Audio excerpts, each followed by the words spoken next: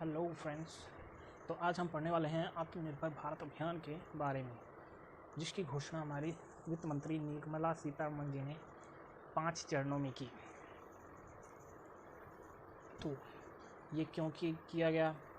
तो जैसा कि आप जानते हैं, जो कोरोना वायरस महामारी है जो इस वक्त पूरी दुनिया में फैली हुई है, इसकी वजह से जो देश में लॉकडाउन करना पड़ा था, उसकी वजह से देश को बहुत ही आर्थिक नुकसान पहुंचा, अगर सीधा सीधा बोले तो उस नुकसान की भरपाई करने के लिए और उस लॉकडाउन के कारण जितने लोगों को तकलीफ़ हुई है, जैसे कि हमारे किसान हो गए, मज़दूर हो गए, या फिर बिज़नेस हो गए, फैक्ट्रीज़ हो गई, उनके लिए एक सहायता राशि की घोषणा सरकार द्वारा की गई है। और अगर मोटा देखा जाए तो सरकार ने इस अभियान के तहत 20 लाख करोड़ की एक राशि का पैकेज देश को दिया है। अब ये 20 लाख करोड़ किस तरह के से किस विभाग में किस हिस्से में बांटा गया है, उसके बारे में है यह पूरा वीडियो। तो हमारा जो फर्स्ट ट्रांच था जो इसका, वो 13 मई को घोषणा की थी वित्त मंत्री निर्मला सीतारमण ने। इसमें घोषणाएं की गई, जिसमें सबसे पहले है फ्री लोन्स फॉर MSMEs, और इसकी जो कुल टोटल अमाउंट है वह रखी 3 लाख करोड़, यानी कि 20 लाख करोड़ में से 3 लाख करोड़ जो है वह MSMEs के फ्री लोन के लिए रखा गया। इसके अंदर है borrowers with up to 25 crore outstanding and ₹100 crore turnover are eligible. तो ये जो 3 लाख करोड़ है, ये किन MSMEs को दिया जाएगा? ये उन्हें दिया जाएगा जिनका आउटस्टैंडिंग 25 करोड़ और टर्नओवर जो है वह 100 करोड़ तक है, वो इस लोन के लिए एलिजिबल होंगे। अब आप कहेंगे कि जिनका इतना नहीं है अगर टर्नओवर, वो क्या करें? उनके लिए भी सरकार ने अलग अलग कई घोषणाएं की हैं, वो भी आगे आएंगी। तो ये जो है 3 लाख करोड़ का जो लोन रखा गया है, इसका टेन्योर रहेगा 4 साल तक के लिए ये लोन दिए जाएंगे। Moratorium 12 months.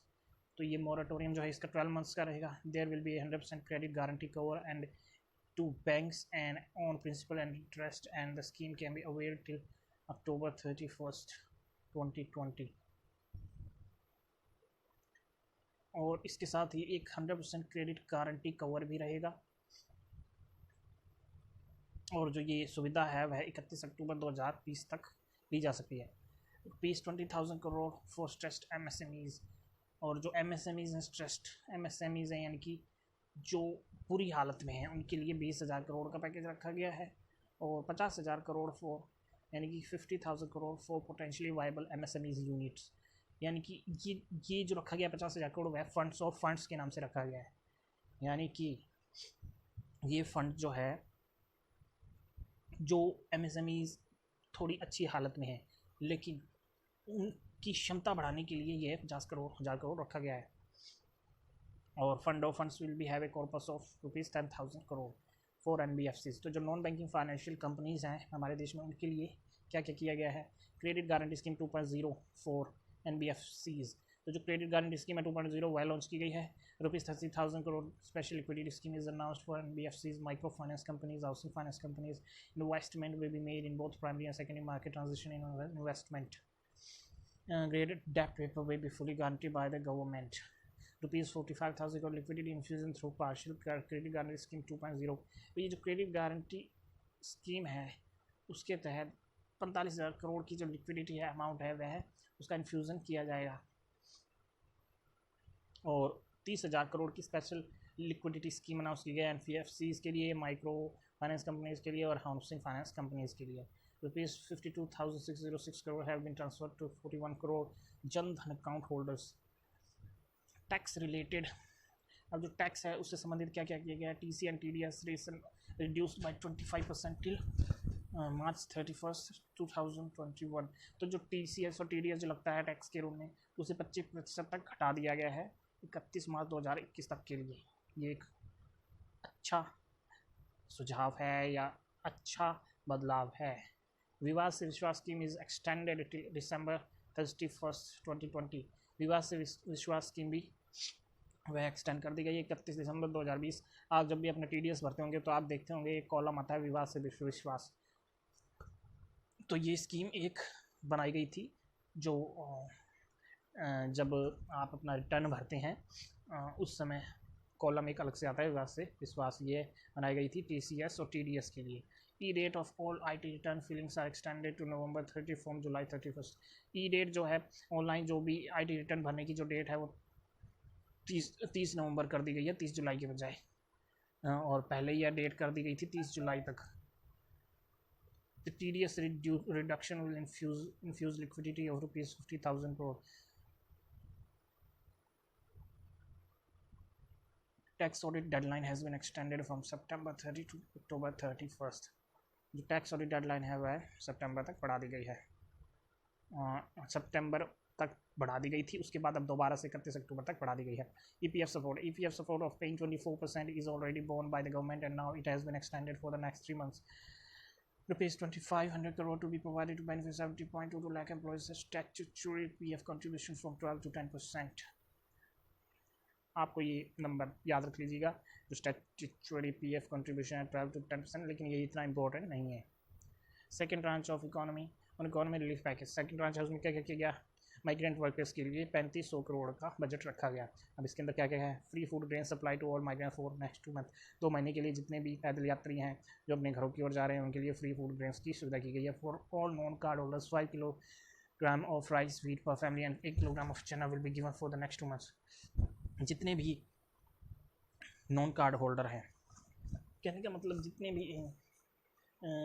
भी जो राशन जिन्हें मिलता है सरकारी, आप जानते होंगे, उनके लिए वह राशन 5 किलो प्रति राइस और व्हीट और 1 किलो चना दाल जो है वह दी गई है। और ये लगभग 80 करोड़ लोगों के लिए योजना बनाई गई है। One nation one ration card will be implemented on by March 31 to 2021।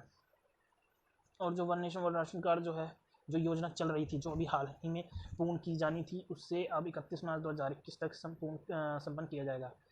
Public distribution scheme ration card to be made portable to allow migrant workers to use ration card across states. Minimum wage for workers hiked from 182 to 202 per day.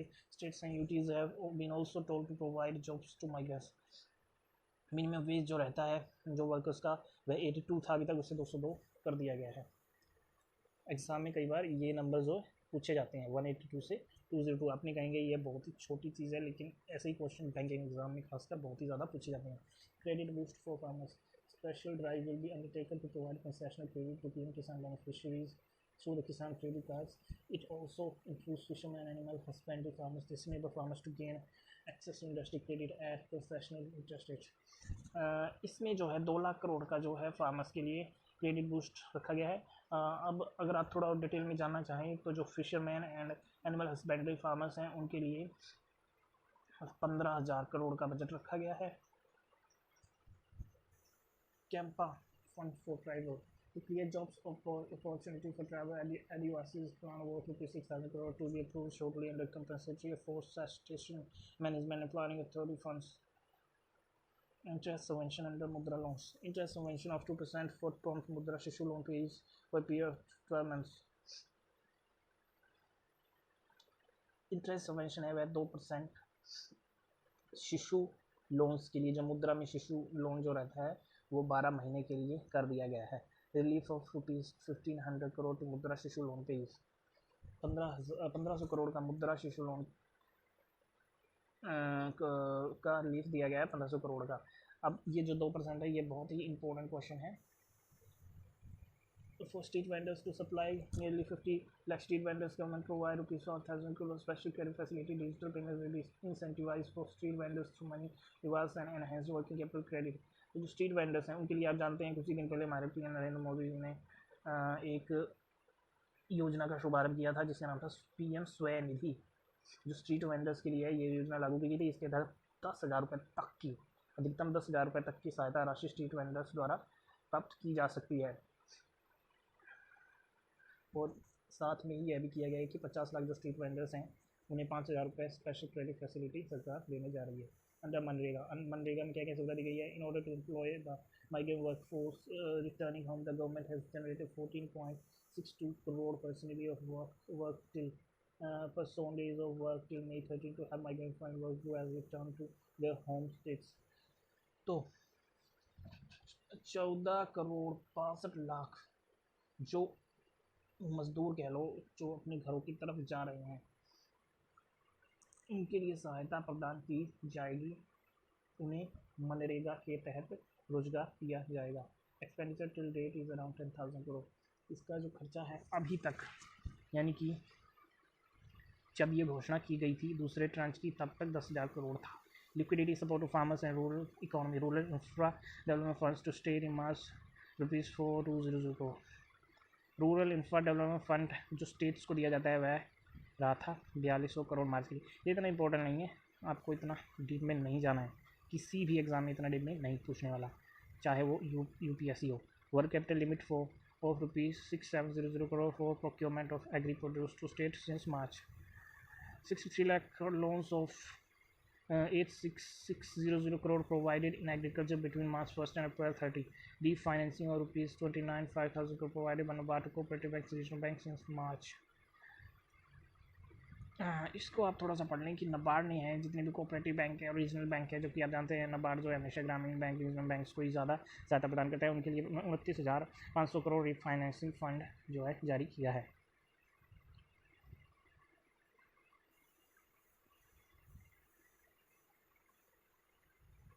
Third tranche जो है वह जारी किया गया 15 मई को। अब इसमें क्या क्या किया गया था? Allocation of funds to boost agri infrastructure fund 1 lakh crore. इसमें 1 लाख करोड़ का दोबारा से एग्रीकल्चर फंड, इंफ्रास्ट्रक्चर फंड जो है जारी किया गया 1 लाख करोड़, तो कुल मिला के यह हो गया 3 lakh crore. For the formalization of micro food enterprise ₹10,000 crore. For the formalization of micro food enterprises उनके 10,000 करोड़ बजट रखा गया। अंडर प्रधानमंत्री मत्स्य संपदा योजना for development of marine inland fisheries ₹20,000 crore. और जो मत्स्य संपदा योजना है उसके तहत मरीन और इनलैंड फिशरीज़ के लिए 20,000 करोड़ का बजट रखा गया। और अपने कुछ देर पहले पढ़ा फिशिंग एंड एनिमल हस्बेंड्री के लिए 15,000 करोड़ का बजट रखा गया था। स्ट्रेस्ड MSMEs के लिए 20,000 करोड़ और फंड ऑफ फंड्स एलोकेशंस के तहत 50,000 करोड़ MSMEs के लिए रखा गया था। अभी अंडर प्रधानमंत्री मत्स्य Sampada Yojana 20,000 crore. Animal husbandry infrastructure development fund for the dairy sector 15,000 crore. National animal disease control programme 13,343 crore rupees, ये है करोड़ में। Promotion of herbal cultivation ₹4,000 crore. Promotion of herbal cultivation यानी कि हर्बल कल्टीवेशन के लिए 4,000 करोड़ रखा गया। Integrated beekeeping development centres ₹5,000, जो मधुमक्खी पालन का जो व्यवसाय है उसके लिए 500 करोड़ रखा गया। ऑपरेशन ग्रीन के तहत भी 500 करोड़, यानी कि ऑपरेशन ग्रीन और मधुमक्खी पालन दोनों के लिए 500 करोड़ का बजट रखा गया है। हाईलाइट्स इन्हीं में से हैं जो अभी तक हमने पढ़ा। इंटरेस्ट सबवेंशन है 2% per annum to diary cooperative for 2021। कुछ एक्स्ट्रा भी हैं इसमें। 55 lakh people expected to get employment from प्रधानमंत्री मत्स्य संपदा योजना। Minimum support price purchases of more than ₹74,300 crore were made during lockdown. ₹18,700 crore was transfer to farmers under PM किसान योजना। PM किसान योजना के तहत 18,700 करोड़ रुपये ट्रांसफर किए गए। ₹6,400 crore of payment in crop insurance have been made. आप ये आंकड़े एक बार इसको पढ़ सकते हैं, लेकिन याद रखने की ज़रूरत नहीं है, क्योंकि ये जो अभी ट्रांसफ़र किए गए हैं PM किसान योजना के तहत, ये अभी और भी किए जाने हैं।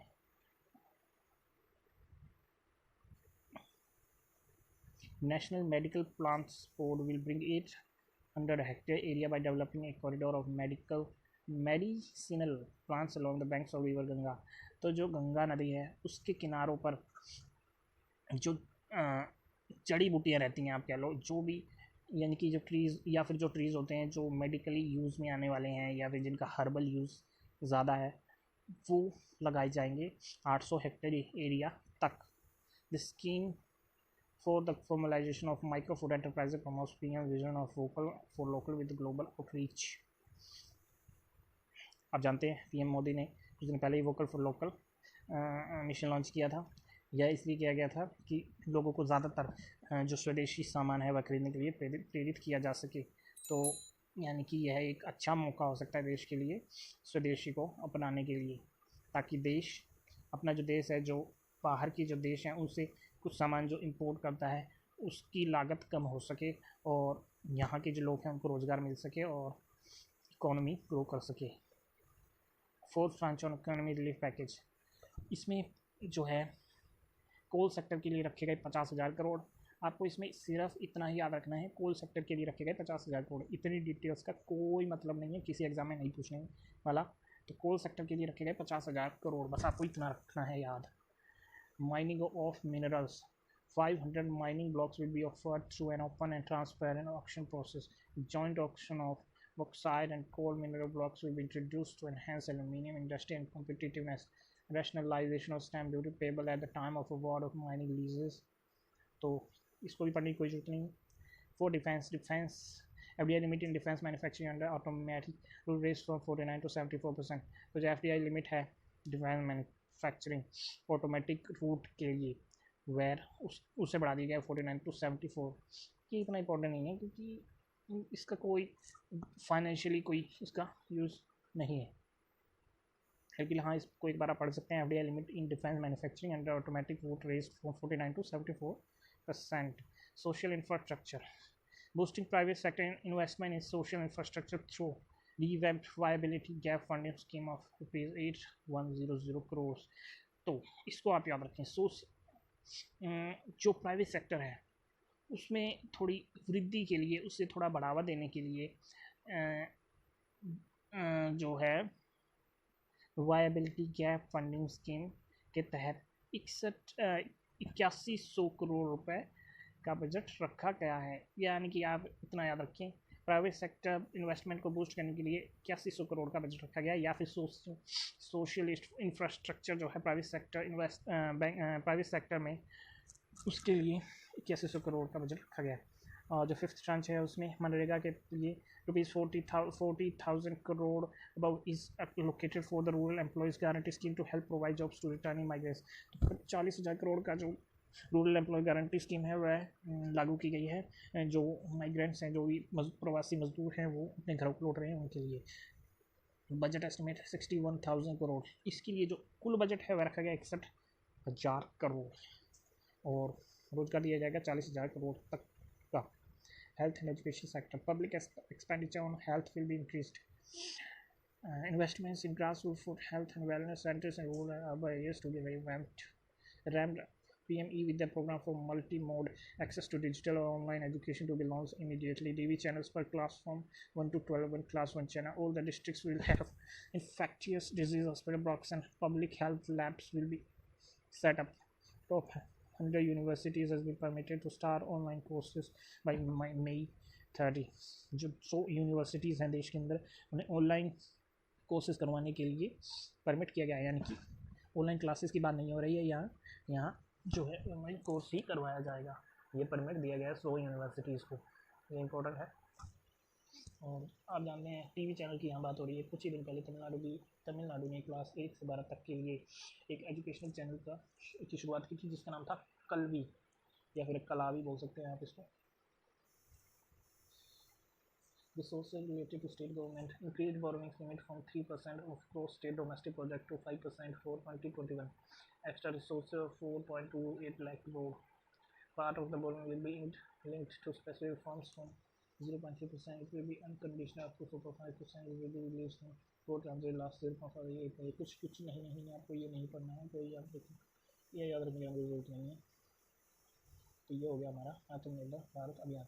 अगर आपको ये डिटेल चाहिए, लेकिन ये इतना इंपॉर्टेंट नहीं है जो हमने नहीं इसके बारे में थोड़ा, अगर आपको चाहिए तो मैं इसका जो लिंक है PDF जो है वह मैं डिस्क्रिप्शन में डाल दूँगा।